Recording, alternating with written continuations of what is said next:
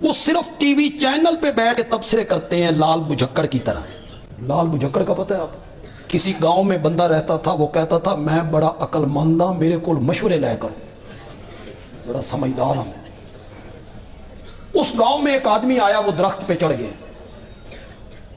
چڑھ تو گیا, اترنے کا طریقہ نہیں آتا. اس نے اوپر سے حال دہائی مچائی, اتارو. لوگ لال بجھکڑ کے پاس گئے, بھی تو بڑا سیاਣਾ,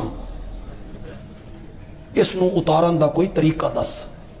اس نے کہا یہ تو چٹکی کی بات ہے, رسا لے کے آؤ. لوگ رسا لے آئے, اس کی طرف پھینکو. اسے کہا پکڑ رسے کو, اپنی کمر کے ساتھ باندھ لے. نیچے والے لوگوں کو کہا کھینچو. انہوں نے کھینچا, بندہ زمین پہ آیا, مر گیا. انہوں نے کہا لال بجھکڑ بندہ مار دیتا ہی. اس نے کہا اس کی اپنی قسمت ہے, میں نے تو سینکڑوں بندے کنویں سے اسی طرح باہر نکالے. یہ جو ٹی وی پہ بیٹھے نا لال بجھکڑ, یہ اپنے مسلک کی کتابیں پڑھاتے ہیں جی. بریلوی اپنے مسلک کی پڑھاتے ہیں, دیوبندی اپنے مسلک کی پڑھاتے ہیں. ان لال بجھکڑوں کو اتنا پتہ نہیں کہ متوسطہ سے لے کے دور حدیث تک دیوبندی اور بریلوی مدارس کا نصاب ہو. پہلے تحقیق تو کرو کہ ان کے نصاب الگ ہیں, نحو میں, صرف میں, فقہ میں, اصول فقہ میں, حدیث میں, عقائد میں, منطق میں. یہ منطق دا نا یار نکل گیا زبان سے. فلسفے میں ان کی کتابیں اور ہیں, ہماری اور ہیں, ان کی تفسیریں اور ہیں, ہماری اور ہیں. ہم متعصب ہیں. ہماری حنفیوں کی تفسیر کوئی نہیں ہے جو نصاب میں داخل ہو جائے. ہم تو تفسیر جلالین پڑھاتے ہیں جس کا لکھنے والا شافعی المسلک ہے. کہاں ہے تعصب ہمارے مدارس میں؟ لیکن وہ بیٹھے ہیں ٹی وی چینلوں پر, انہیں پوچھنے والا کوئی نہیں. کروڑوں بندے ان کی آواز کو سنتے ہیں, وہ منفی پروپیگنڈا کرتے ہیں, یہ دہشت گرد پیدا کرتے ہیں. مدرسوں سے کون پیدا ہوتا ہے؟ دہشت گرد. واہ. میرے بڑے بھائی نے ایک طالب علم کو کہا, مہمان آ گئے نا تو مشہور ہے وہ کڑھائی بنانا, کڑھائی یعنی گوشت کی, چکن کی کڑھائی. تو وہاں کہتے ہیں کڑھائی لے آ. میرے بھائی جان نے اسے پیسے دیے, یا کڑھائی لے آ. مہمان بیٹھے بیٹھے بیٹھے, طالب علم نہیں آئے. تھوڑی دیر کے بعد آیا تو لوہے کی کڑھائی اٹھائی لو. اس کا استاد جی میں تو پھر کے اتنے پیسے دی آندی نہیں سی. بڑی جس کو یہ پتہ نہیں کہ کڑھائی کا معنی کیا ہے, یہ دہشت گردی پھیلائے. دہشت گرد ہیں یہ طالب علم. میرے والد صاحب نے ایک طالب علم کو بھیجا, جاؤ بازار سے کیلے لے آؤ. وہ کافی دیر کے بعد آیا, کلیجی لے کے آ گیا. میں نے تجھے کیلے کہا تھا, تو کلیجی لے کے. اس نے کہا استاد جی میں بھول گیا سا. پھر میں سوچ سوچ کے سمجھا بے پہلا لفظ کیلا کاف سی, وہ بس جس کاف پہلا لفظ آیا وہ لے کے آ گیا.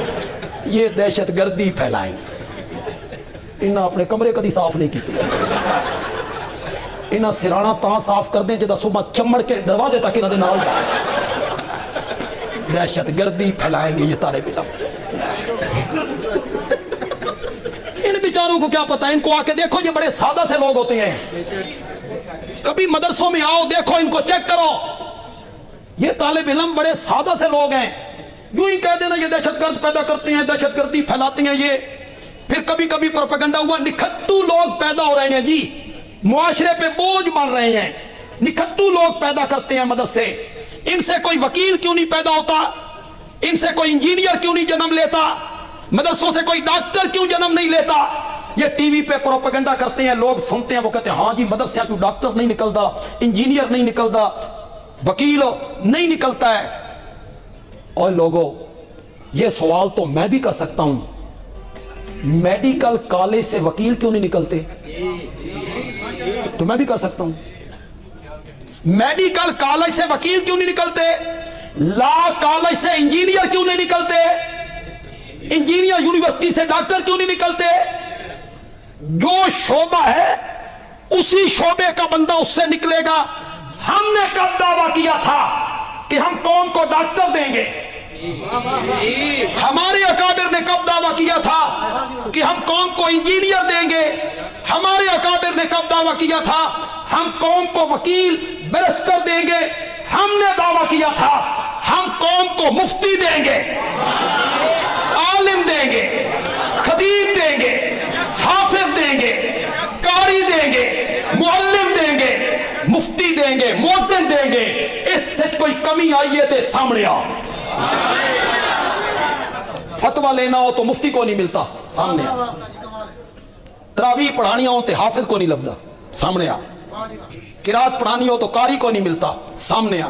تفسیر پڑھانی ہو تو مفسر کو نہیں ملتا، سامنے آنا. ہم پیچھے رہ گئے ہیں جی، ٹیکنالوجی میں پیچھے رہ گئے. پیچھے رہ گئے ہو تو مار تو ہڈی ہے. تم نے یونیورسٹیاں بنائی تھی دنیاوی علوم میں ترقی کرنے کے لیے. تم نے یونیورسٹیاں بنائی تھی دنیاوی علوم میں ترقی کرنے کے لیے. دنیاوی علوم میں تمہارا 125واں نمبر ہے اور دین کی تعلیم میں پاکستان کا پہلا نمبر ہے. تم پیچھے رہ گئے. اپنی ناکامی ہمارے منہ پہ ملنے لگے.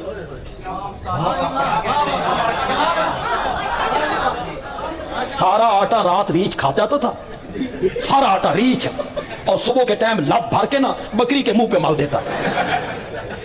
مالک آتا، وہ سمجھتا بکری نے کھایا، وہ اسے پیٹتا مارتا اور وہ ادھر سے ناچتا، کھائیں گے ہم، آٹا کھائیں گے ہم، مار کھاؤ گی.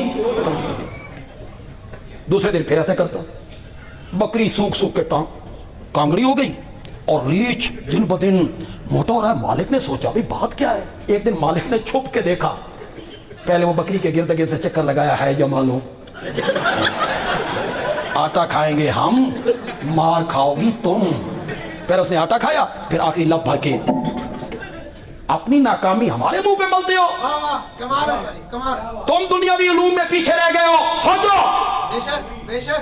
اور ہم مصر کے علماء جو مرکز تھا علوم کا، ایک مسئلے میں عاجز آ گئے، کوئی حل نہیں نکلتا تھا. انہوں نے مصر سے فتویٰ لکھ کے ایک بندے کو بھیجا دلی، مفتی اعظم ہند مولانا مفتی کفایت اللہ رحمت اللہ. میرے والد صاحب کے استاد تھے. میرے والد صاحب نے انہی سے پڑھا تھا اور میرے استاد حضرت نیلوی رحمت اللہ علیہ نے بھی انہی سے پڑھا. وہ مصر کا بندہ آیا، فتویٰ لکھا، استفتاء لکھا ہوا ہے. دلی پہنچتا پوچھتا کسی بندے کے پاس آیا. جب گھر میں پہنچا تو کہا مفتی اعظم ہند کہاں ہے؟ انہوں نے کہا وہ سامنے سبزی والی دکان دیکھ رہے، اس دکان پہ جو بندہ تھیلا لے کے کھڑا ہے نا، اسی کو مفتی کفایت اللہ کہتے. وہ بھولا ہوا تھا اپنے علماء پر، جن کے جبے ہیں، کبے ہیں، سر پہ مخصوص رنگ کے پگڑ ہیں، ایک رومال گاٹے چو، ایک موٹے تے، اینک دے فریم سنہری، پھر آنکھوں میں سرما، ہونٹوں پہ سرخی. خدا دی قسم ہے خطیب باہر نکلے یہ لگتا پورا جنرل سٹور باہر نکلا. تم دیکھو ان کو کبھی، ان کے جبے کبے دیکھو، ان کے لباس ان کے دیکھو. یہ علماء بیٹھے. نجران کا جو وفد آیا تھا ان میں جو عیسائی عالم تھے، ان کے یہی لباس دیکھ کے صحابہ حیران ہو گئے تھے.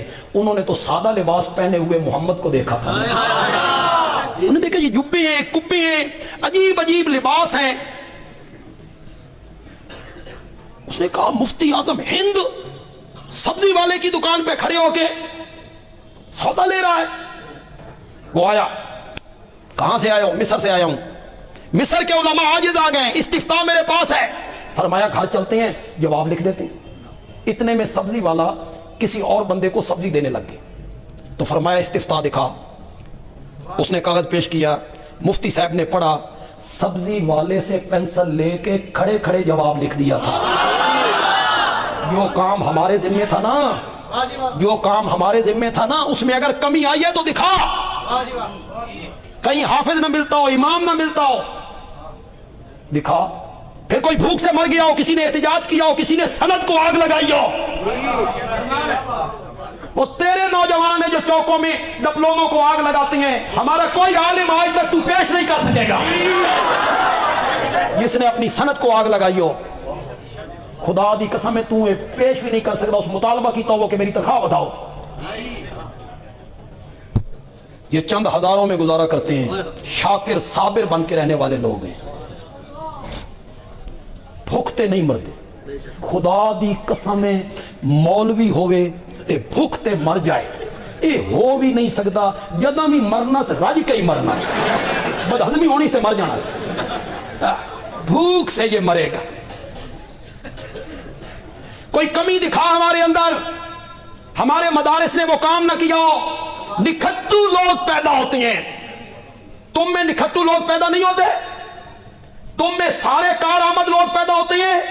यूनिवर्सिटियां कॉलेज 100% नतीजा देती हैं कि उनमें कारआमद लोग पैदा होते हैं। निखट्टू लोग तो तुम में भी पैदा होते हैं, मेरे मदरसे में भी बाद निखट्टू पैदा होते होंगे। लेकिन मैं चैलेंज करता हूं दुनिया भर के दुनियावी उलूम हासिल करने वालों को, तेरे दामन में कोई हुसैन अहमद मदनी जैसा हो तो सामने लेके आ, सामने लेके आ। एक बंदा ले आ।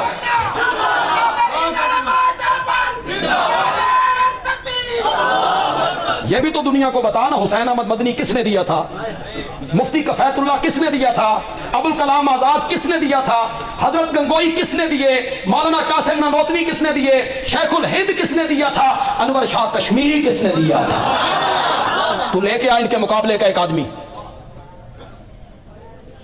जिन पे तू नाचता फिरता है। ये सब अंग्रेज के पिट्ठू थे, ये अंग्रेज के घोड़े ना लाते थे,